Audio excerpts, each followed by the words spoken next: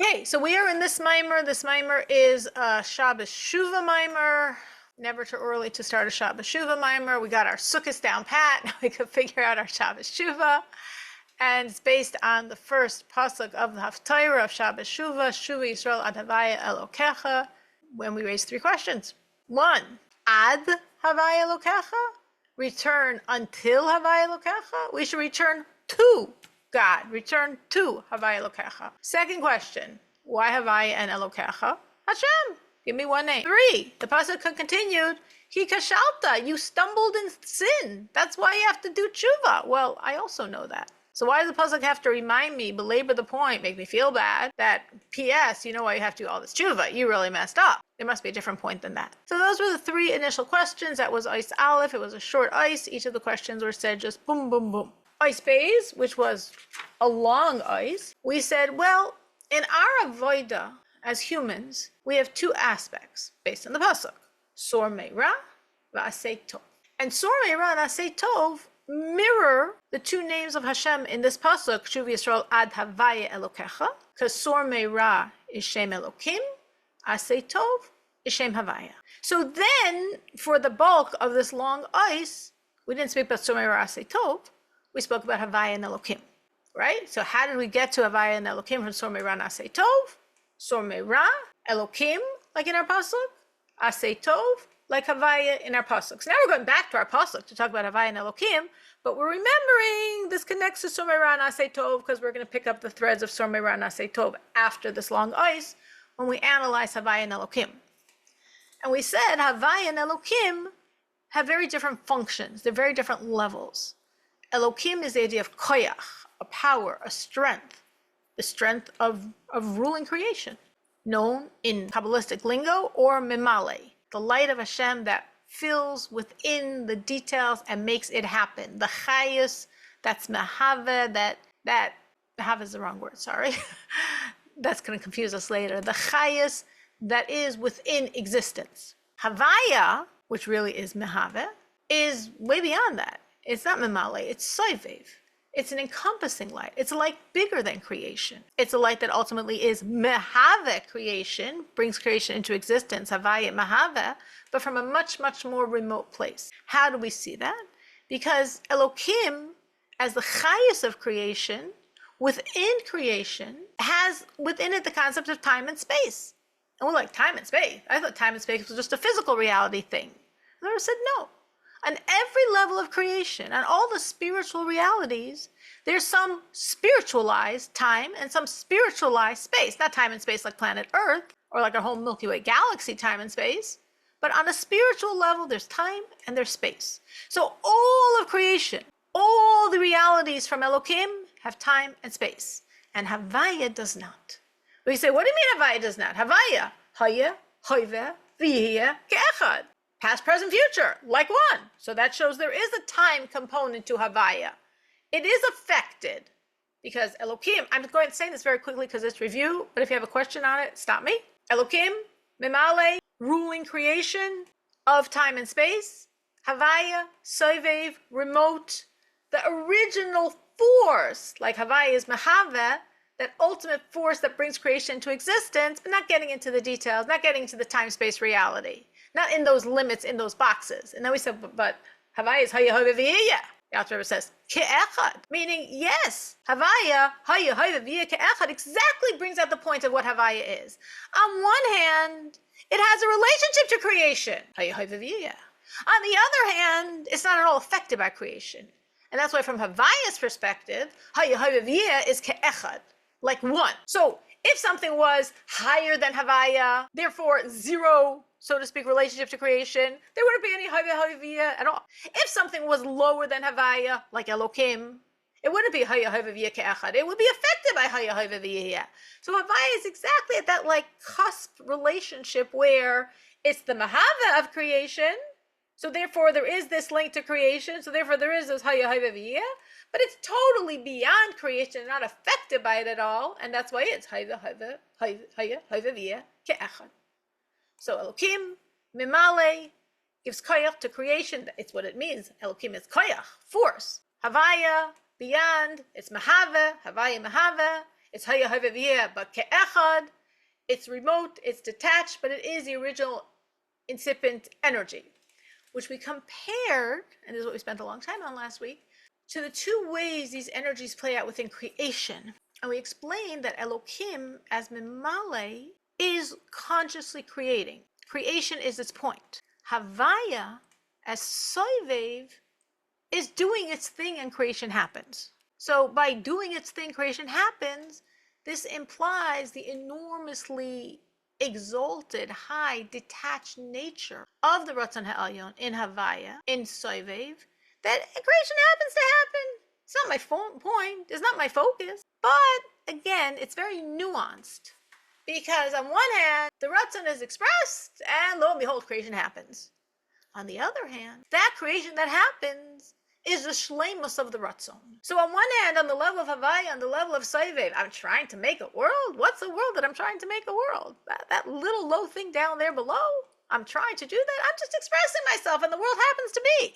But when that world happens to be, now there's the shleimus of the Ratzon. Now the Ratzon is fulfilled. So the Ratzon is only fulfilled by creation. At the same time, I'm so vast beyond creation. I'm not focusing on creation, but that creation that I'm not focusing on is the shleimus of my Ratzon, which again shows that same duality of Haya Havaya ke'echad. Let's get back to Sormei Ra Na'aseh Tov. Now that we spent a long time, much more than I just quickly reviewed, reminding ourselves what's Elokim and what's Havaya on these deep levels connected to Mali and Soivev, we said this plugs into the pasuk Sormei Ra Va'aseh Tov, which sort of scopes out the entirety of our avodah. Sormei Ra, Elokim, Memale, Aseh Tov, Havaya, Soivev. What's the difference between Sormei Ra and Aseh Tov?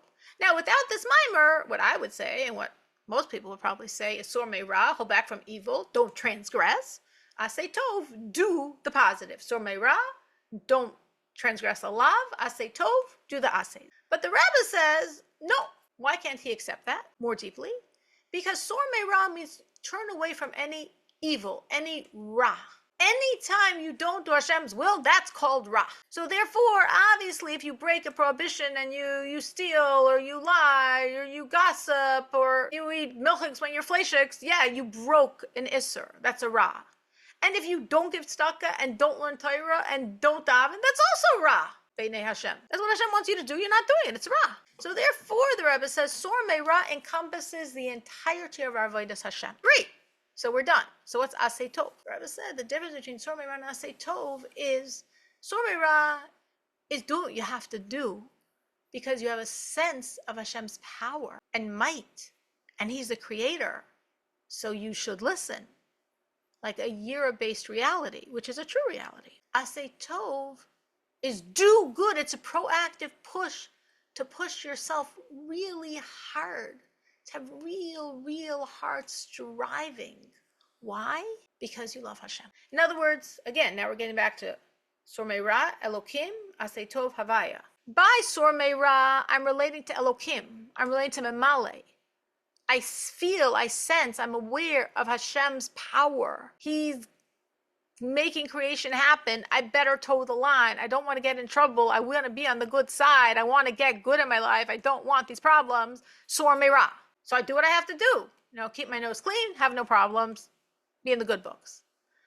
Aseh Tov, totally different reality. I'm thinking about Havaya.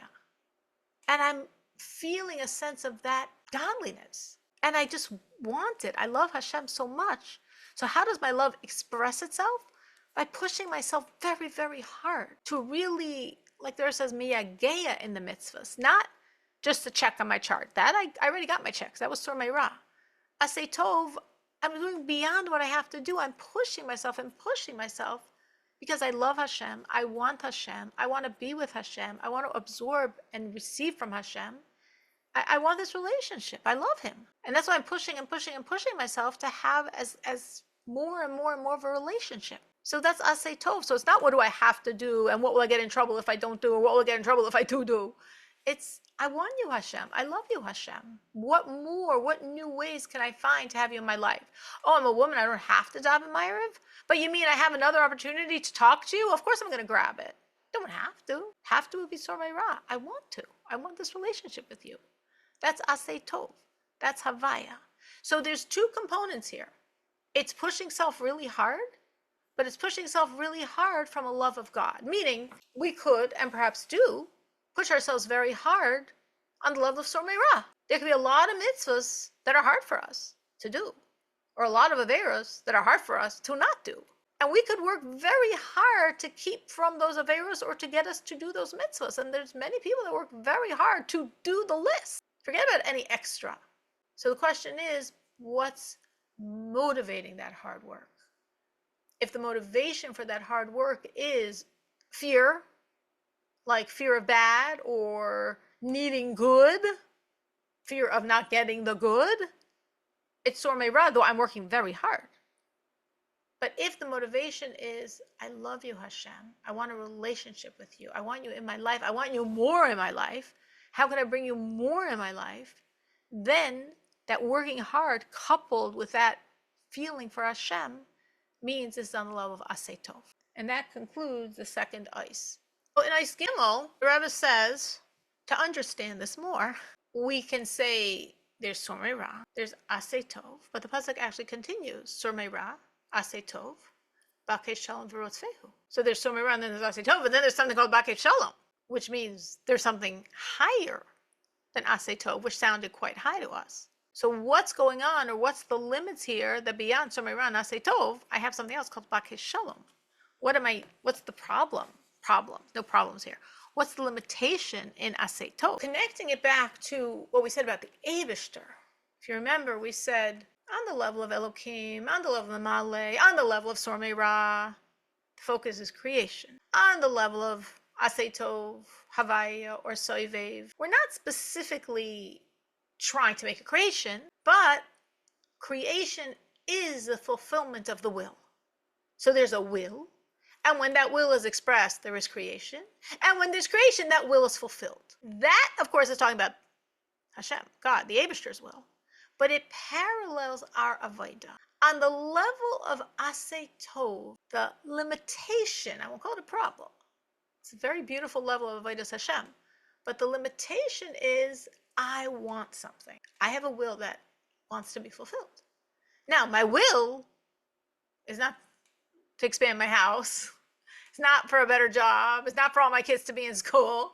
My will is for the Eibishter. I want Hashem. I love Hashem. I want Hashem. Very high level will. Very beautiful, pure, spiritual, holy will. But there's still an I. Eyes are a problem. Meaning when we're looking at this concept of mitzias, existence, it becomes like sort of an all or none thing deal. Even though that a person's will is, because I want more God in my life, which is a very holy will, but I caught you. There's a will. You want something. You're a thing. You're a mitzias. All right, no room for Hashem here. It becomes very like, you take up space, you're not leaving room for Hashem's space. Again, I don't mean that there's no room for Hashem. Obviously, Hashem is in all of our lives, and obviously we take up a lot of space.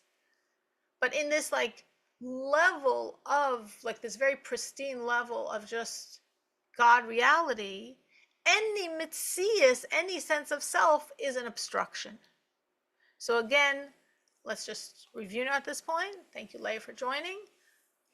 We're making a parallelism here of Elokim, Mimale, Sormei Ra, Havaya, Soivev, Aseh Tov. And we said Sormei Ra, fear-based, feeling Hashem's power, and doing everything to be good. Havaya, sensing Hashem himself, loving Hashem, wanting Hashem, and pushing yourself really hard to have Hashem in your life. And then we said, which is exactly what we're saying right now, that even this second level is limited. And the limitation is, I want Hashem. Once we have the word I in the sentence, we're in trouble. Well, what could be higher than Aseh Tov when I'm thinking about Hashem and I so want Hashem and I'm pushing myself so hard in my service to get more and more Hashem in my life, and it's a problem never because I want Hashem. Like you think it would be great because I want Hashem, which it is. But if I'm pushing harder, if I'm pushing higher, no, it's a problem. Get past that I. How do I get past that I? What's higher than that I? Well, higher than Sormei Ra and Aseh Tov is Bakei Shalom. What's Shalom? What's the real Shalom? The ultimate shalom in this world is Torah. And in the space of shalom, in the space of Torah, there's no I. Which sort of makes sense, because you can't have shalom if people have eyes. Yeah, if you have your eye and I have my eye and you have your eye, where is there going to ever be shalom? So to have shalom, we've got to get rid of the eyes. To serve Hashem, ultimately, we have to get rid of the I. We have to be integrated with shalom. We have to be completely within Torah. And the more we're within Torah, the more there's no I, if, of course, you're learning Torah with bittul. I mean, you can learn Torah with plenty of yeshus, and that's totally possible and plausible and happens all the time. And then none of this is going to happen. But if you're learning Torah with real bittul, with a real sense of the Noisein HaTorah, like we mentioned before, I think, that the Rebbe says that when you learn Torah, it's a sikh of the Rebbe, a very beautiful sikh of the Rebbe, Chamisha Asar B'Av sikh of the Rebbe, where the Rebbe says this whole idea of learning Torah is to connect to Hashem within the Torah. And every time we learn Torah, we should connect to Hashem within the Torah, and that's why it's such a beautiful idea from Chamisha Asar B'Av to learn more Torah at night, because at night it's easier to have the spittle. You're more broken. It's easier to have the nullification of self, and the more you're nullified, the more you're connected to Hashem and the Torah. So if you're tired now and feel like it's 3 a.m, that's great, perfect, because then you have all this easily accessible bittul, and through that bittul, we really get the Hashem in the Torah. So that's beyond Aseh Tov, because it's not about I. It's not about my ratzon. Like we said, the level of Aseh Tov was parallel to Havaya or Soivev, that the or Soivev is expressed, creation happens, and that's the shleimus of the ratzon. So there's a ratzon there, Hashem's ratzon there. And we said parallel to that in ourselves, Aseh Tov, I want Havaya, I want more God in my life, I'm pushing myself really, really hard to serve Hashem because I want Hashem. That's your ratzon? Yes, it's my ratzon. Well, it's a little bit of a problem. It's good, that's a little bit of a problem. Let's try to ascend to learning Torah with such bittul, like bittul-drenched Torah study, that it's not about you. What's it about? It's about Havaya. It's about God. It's a level higher than Havaya, actually. It's about Torah. It's about Anoichi. It's about Atzmos. You know, like someone's asking me, actually, where does Torah fit into this Mamale and Soivev? I said, Torah's beyond. There's Mamale, there's Soivev, there's Torah. There is the will and wisdom of Hashem beyond any of this. So when I'm connecting to Torah with bittul, it's not I want. It's just the reality of Hashem expressed in this Torah. Any questions, any thoughts on any of this? Isn't it all related to like the triangle? The higher force unites the two of them? Because No, no. because it's just Maybe 3 what different you mean levels. is like when there's a higher level, the revelation of that higher level causes a fusion and bittul of the lower levels? Yeah. No. But I know that Kim and Yeah. Havaya, like compared to Atzmos, are they? Yeah, no. We're not, that is a true concept, but that's not what the Rebbe is saying here. He's not saying when Atzmos is revealed, Havaya and Elokim nullify and merge and fuse and blend. He's not saying that at all. He's talking about us on the hierarchy, on the ladder of our own Avodas Hashem. So there's me on the level of Sormei Ra. These are all good levels. You're on the ladder, that's awesome. You know, let's not fall off the ladder. There's Sormei Ra. I'm working on doing it all right because I have this sense of Elokim. I have a sense of Hashem's power, and I'm serving. That's great. I'm ascending to Havaya, to Soivev, to Aseh Tov. I sense Havaya, and I want him, and therefore I'm pushing myself to do way beyond what I have to because I want more Hashem in my life. And the more I do of Hashem, the more I don't have to do it, but I want Hashem, so of course I want to do it. And then we said, that's amazing. But there's still a lot of I involved. So one can ascend through learning Torah with bittul to Bakei Shalom, to being in that space of Shalom, of peace, of fusion with the Eibishter. I can get him because I'm not asking for him. It's like a love without desire. I'm not desiring Hashem, so therefore my desire doesn't block me from having Hashem.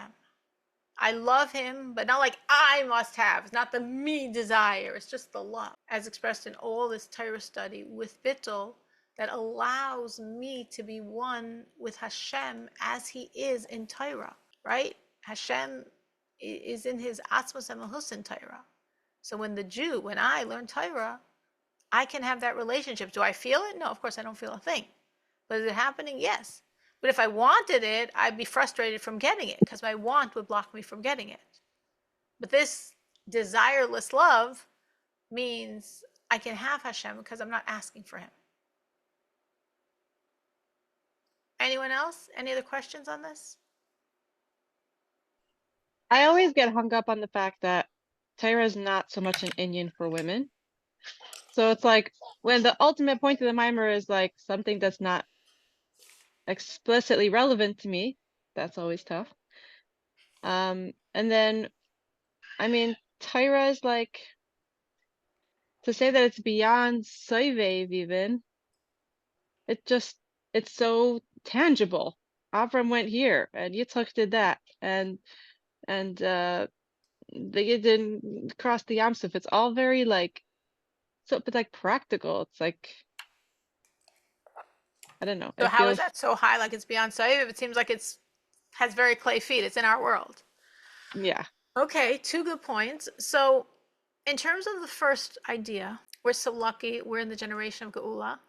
So as the Rebbe says, and I'm sure you've heard this quote many times, Havaya, a man would know only what a woman needs to know in Torah study. The Rebbe says all of Hasidus is equally obligatory for men and women. So you got a lot of Sfarim to learn before you're done. Fear not. All of practical halacha that we need to know is equally important for both of us. In previous generations, it was different. It was. Women learned far less, but to be honest, men learned far less also. I mean, they say that all of the yeshivas of pre-World War II Europe, if you would take the totality of all the yeshiva bachrim in the entire Europe pre-World War II, that's a smaller sum than the number of people sitting today and learning in Lakewood. And there's a lot of other yeshivas in the world besides Lakewood. Why? What happened? Well, what happened was pre-World War II Europe, the people where there were so many, there were the 6 million we lost. There were millions of Jews and millions of from Jews, and most didn't have the luxury of sitting and learning and learning and learning. It wasn't their reality. It was just the reality of the world. So there were many women that didn't learn, and honestly, there were many men that didn't learn. And of course, there were some that did learn a lot. Some men that learned a lot, and far fewer women that learned a lot. But we see for sure in the Hasidic model, with the stories of the Alter Rebbe and his mother and his aunt, that this, I'm sorry, going back to Alter Rebbe's father, Reb Baruch, and his mother and his sister, we see that it's very interesting because the models here are women who learned. Why? Because women need that relation to Hashem, and we get it when we learn. So if you're learning a mimer and it's going to bring out how precious it is to learn Torah, and there's plenty of other places in Hasidus that we speak how precious it is to learn Torah, you're not disenfranchised. Not at all. Not at all. Not at all. For sure not in the Rebbe's reality. No way. In terms of the second point, it says the Torah speaks of tachtainim and mizmerames of elyonim, meaning when we learn the Torah, and it could be on the most, mundane level. I mean, you brought innocent things. There could be a lot worse that the Torah speaks about. It's all mirrors and mirrors, rippling and rippling of enormous, enormous godliness. And some, on a certain level, just knowing that Torah facts, like, the Pashat Pshat of Torah, which doesn't seem to be talking about higher than Orasayv at all, but within it, that's what you're getting. You think of like the early prakim of Tanya. The mashal I would give, like in 9th grade Tanya, is like the princess and the pea, that she's so many mattresses away from that pea, but she's a princess, so she senses the pea. I don't know, 9th grade Tanya was a few years ago, probably. But that's Torah. Within, embedded within, is that atzmos. So even though my mind is typhus, what I'm grasping is tangible, concrete stuff. That's why I can grasp it. But within what I'm grasping is this highest energy of Hashem. And that's why it's so powerful. So I don't feel it. I don't realize that's what's going on. If I didn't learn Hasidus, I wouldn't know at all. But we're fortunate that as the emancipated women of the door of Geula, we learn Hasidus, and we know that's why it's important to learn Torah. Because what's going on is getting that getting that Eibishter that's within all of these levels. Like it says that the Neshamos Lamaila, they learn the same Torah we do, but they understand it completely differently. Because they get more of what's really it's saying. Like, example in the Hayom Yom is Halome Torah Lefrakim. It's a quote from the Gemara. Halome Torah Lefrakim, we translate, who learns Torah intermittently. Lefrakim. Parak, yeah, parak, no. Sometimes yes, sometimes no. Halome Torah Lefrakim. The Neshamos in Gan Eden, they learn that same piece of Gemara, Halome Torah Lefrakim, but they translate it differently. They say Halome Torah, one who learns Torah, and it's Mefarek him. It breaks him apart. It shatters him with the intensity of the godliness of Torah. So, will the real translation please stand up? What does it mean? Halome Torah Lefrakim, one who learns Torah intermittently. Halome Torah Lefrakim, one who learns Torah and it shatters him with its intensity. They're both true. They're layers and layers and layers getting closer and closer and closer to that godly energy. But even if you don't touch that godly energy, we just know inside these words, there is all that godly energy, and that's why I'm learning this Torah. I'm learning this Torah to get that godly energy. I was very affected by that Sikha that I was referencing from Chamisha Asher Ba'av. I cannot say I remember every time I learn, but Lifrakim, intermittently, it comes in my head. I'm learning this to get the God within it. I'm learning this to connect to Hashem. That's the point. Nothing else is the point. There are other peripheral issues, but I'm learning this to get Hashem. So whatever the Torah is talking about, within, it's Atzmos Umahos. That's what we're getting in Torah. Torah is called Mashal HaKadmoni. That's the term for it. The mashal of the Kadmon, of the one who preceded all, which is implying this concept, the Rebbe says, that Torah is Kadmon. It's higher than everything. The Rebbe says, we, on the level of Sur Meiran Aseh Tov, we're Ovdei Hashem. We're the Eved. And however far we go, we're always that mitzias, that existence of being the Eved. Imagine even the tzaddik, the great, great tzaddik, who's loving Hashem, Ahava B'Sa'anugim. Ahava B'Sa'anugim is such a high love. It's the highest love you could have. It's a love that you're feeling in this world, Gan Eden. In this world, you're already experiencing what the Neshama is experiencing in Gan Eden. Even such a reality, you're still the Eved. The Eved who serves. You're doing the mitzvahs, and you're the Eved of Hashem, and that's beautiful, and that's wonderful, and that's what's written in Torah, Avadayim, we're Hashem's servants. Amazing. The Rebbe says, but when you learn Torah, you're not the Eved, you're the Melech. When you're doing the mitzvahs, you're the Eved. I am the Eved of Hashem, Sur Meirah. No, I'm much higher than that. I am the Eved of Hashem, Aseh Tov. Bakei Shalom, you're not the Eved anymore. You became the Melech. Why did you become the Melech? Because when you learn Torah, you're one with the Torah. And when you're one with the Torah, you're one with the Eibishter Alein. You're one with Hashem himself. So you're not the Eved who's serving. You're the Melech. That's the power of Torah, and that's the power of the Jew who learns Torah with bittul. Important two words, with bittul. Because if you don't do it with bittul, nothing's going to happen. Because then you're full of self and there's no room for Hashem. But when you really consciously try that it's about Hashem and not about you, then there's space for Hashem to fill you up. Then you're not the Eved. You're already the Melech. So obviously this could come and go because maybe you lose your bittul, or maybe you lose your Torah study. So I don't think it's like a ständig condition. Once you arrived, you're there, you're done. Okay, I got to Torah, I'm good, I'm on the top of the mountain. You can slip off that mountain. But as we're striving to mevatel ourselves, to nullify ourselves, to put ourselves on the side that it's not I want, it's not about me, it's about the Eibishter's reality, and learning Torah with that focus that it's not about me, it's about the Eibishter, then all of this can happen. That is Ois Daled. Like the Rebbe says there, you could have even like, we say, Shechina medaberes bitoch grono, that there's such a fusion. Hashem says, Vasim durai beficha, put my words in your mouth. Shechina medaberes bitoch grono, Hashem words comes through your throat. Obviously, you could say, yeah, that's talking about Moshe Rabbeinu. Or, oh, that's talking about the Rebbe. But the Rebbe here, obviously on a different level, is looking at this as something that is attainable. When we're learning with Bittul, it is attainable that Hashem's words are what's flowing through our mouth. Leah, did you have a comment? Yeah, thanks. At Makor, they are just beautifully like huge about Tyra, like just unbelievable, like the how they cook and Tyra learning, and I would just so love to share that concept, with any ideas? That Like, I mean, is that this Torah something they have learning is already? about Hashem and about having a relationship with Hashem. Just this understanding of like learning with Bissell.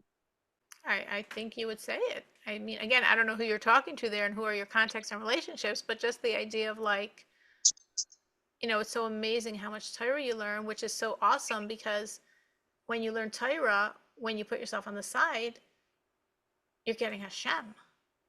And that's the most amazing thing.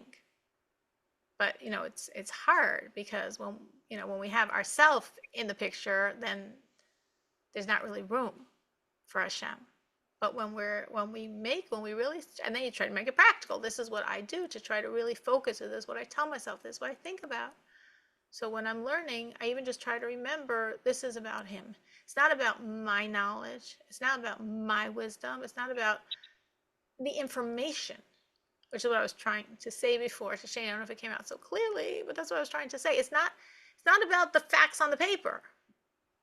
It's about Hashem who's within all of that. So from that perspective, it doesn't make a difference how knowledgeable you are or how smart you are, how much Torah you know, what level of Torah you're learning, how erudite you are with that Torah. None of that's relevant.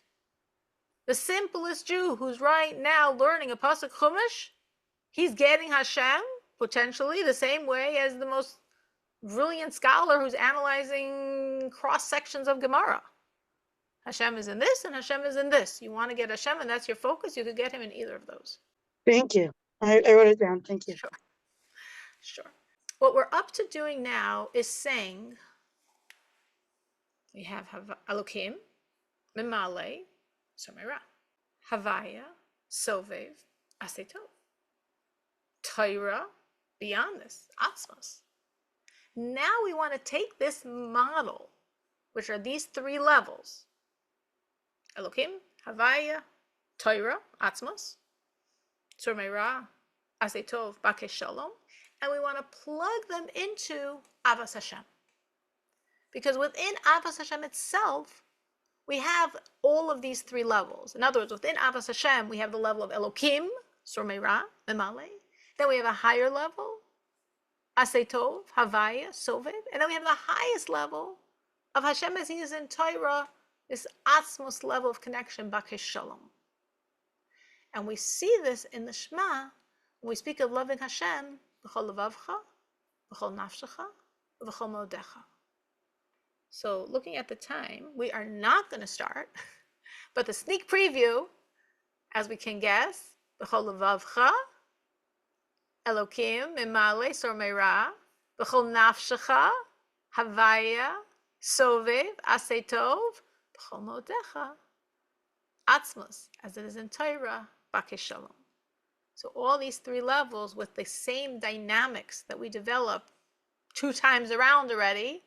First we developed it in Havaya and Elokim, and then we developed it in Tzomera, Asetov, and Torah. We're going to see these same dynamics in B'chol levavcha, B'chol nafshecha, B'chol modecha. And after we finish that ice, we're going to talk about our Shuvah, as this is a Shabbos Shuvah mimer.